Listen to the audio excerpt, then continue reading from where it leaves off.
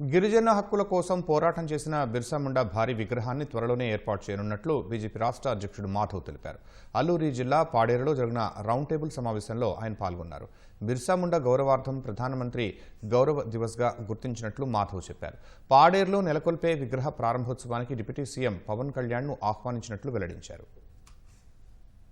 దేశం యావత్తు కూడా ఇవాళ 170 యాక్ట్ అమలు చేయడంలో గానీ, గిరిజన హక్కుల సాధనలో గానీ ఆయన చేసిన పోరాటం కారణంగా అని చెప్పి మా యొక్క అభిప్రాయం. కనుకనే ఆ రోజు జనజాతి గౌరవ దివస్ గా దానికి నామకరణం చేసి పెద్ద ఎత్తున అన్ని చోట్ల కూడా బిర్సా ముండా యొక్క జయంతి చేయాలి అని చెప్పి రాష్ట్ర ప్రభుత్వాలకు ఆదేశాలు ఇవ్వడం జరిగింది. దీన్ని పెద్ద ఎత్తున జాతీయ దినోత్సవంగా చేసుకోవడంలో రాష్ట్ర ప్రభుత్వం కూడా గౌరవ ముఖ్యమంత్రి చంద్రబాబు నాయుడు గారు, అలాగే మన గౌరవ ఉప ముఖ్యమంత్రి పవన్ కళ్యాణ్ గారు అందరం కలిసి ఈ కార్యక్రమాన్ని చేయడం జరుగుతుంది. రాష్ట్ర వ్యాప్తంగా అన్ని చోట్ల జరుగుతుంది. హంస విగ్రహం తయారైంది కనుక ఆ యొక్క విగ్రహాన్ని ఆవిష్కరించడం జరుగుతుంది. కనుక ఈ కార్యక్రమానికి పవన్ కళ్యాణ్ గారిని కూడా పిలవటం జరిగింది. మన రంపచోడవరం, అలాగే పాడేరు, అలాగే అరకు, అలాగే మన్యం జిల్లా పార్వతీపురంలో కూడా చేసే విధంగా పెద్ద ఎత్తున మేము ప్రయత్నం చేస్తాం.